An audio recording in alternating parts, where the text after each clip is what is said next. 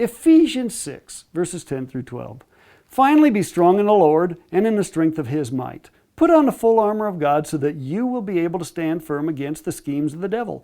For our struggle is not against flesh and blood, but against the rulers, against the powers, against the world forces of this darkness, against the spiritual forces of wickedness in the heavenly places. We talked yesterday about a little analogy the Lord gave me of an arms dealer who sets us up, fires a shot through one of us to wound the other, and we never realize it. This happened to me in my marriage. Jan and I would fight flesh and blood, fight each other for the first 7 years. We never saw how the arms dealer set us up. And you know what it really had to do with was this. We were both blind to a level of communication that I realize most people don't see. I've come to talk about 2 levels of communication. Topical is the more external, relational is the lower level. On level 2, relational communication, those are messages we send to one another about value, about identity. So I can send a message to my wife, you're very, very valuable, I love you, you're worth spending time with, your opinions and feelings count, or I can send her a message, you don't mean anything, you're worthless, I don't love you, you have no value. And many times on that lower relational level, we're unaware of that. We're focused on the topic about money, about sexual relationship, about who pays bills, who cooks food, what cars we drive, where are we going to live. All these are topical things. We focus on those things, get in arguments about those things, but really we're not talking about that. We're talking about identity, value. Let me just give you an example of an Ephesians chapter 6, verse 11 scheme. It says the enemy sets us up. The arms dealer sets us up with schemes. Here's a classic one. Now, this actually never happened in my life, but I've talked to many people who have.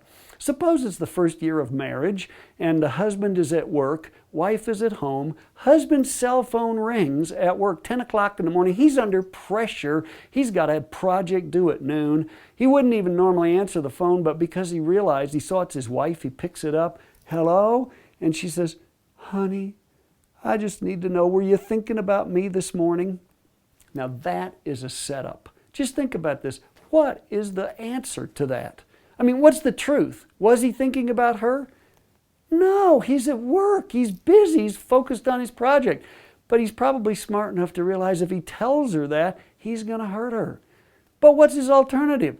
Lie to her. Tell her, oh yeah, I was thinking about you. I was just about to call you. I'm so glad you called me. And if he lies, she's going to know he's insincere, and that's going to wound her also. This is a setup. The arms dealer has set them up. There's no legitimate answer. What do you do with that? You know, very simply, here's what God showed me. As a husband, we want to explain. We want to defend. We want to justify. You know, I'm busy right now. I can't talk to you. Can I call you back later? You know what? That usually doesn't work. Here's what does work. Ask questions.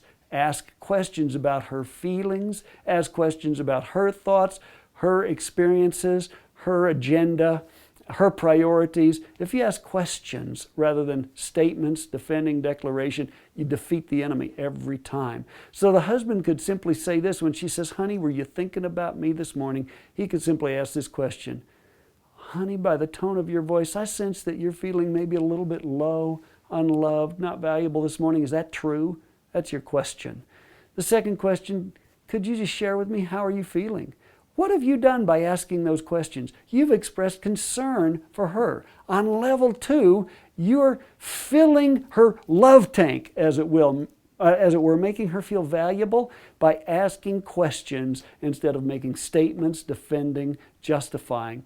And you know, when we did that, when I learned that, we defeated the enemy in our marriage by asking questions. And if you don't remember anything else out of what I'm saying today, here's the key. When you get in an argument with another person, instead of explaining, defending, justifying, if you would learn to ask questions about that other person's perspective, and then you can repent of the ways that you've wounded them.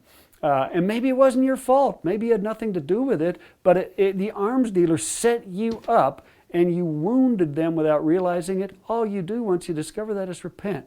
Honey, you know what? I realize you just needed me to say, I love you. I didn't do that. Please forgive me. I want to tell you now, you're precious to me. I love you. You mean everything to me. Would you forgive me? Do you know if you'll do that, you'll eradicate conflict, you'll stop fighting flesh and blood, and the two of you can unite together to fight the true enemy. That is such a powerful, powerful marriage principle. And it works not only in marriage, but every other relationship. So I encourage you today, in what area are you fighting flesh and blood? In what area are you explaining, defending, justifying? Do you know, if you'll stop that and begin asking questions, you'll resolve the conflict. And you'll easily be able to repent, to forgive one another, and fight the true enemy. So I encourage you today, let your heart be focused on God. Love Him. Hear what He's saying to you today. Ask lots of questions. Bless other people, and you will make a difference. God bless you.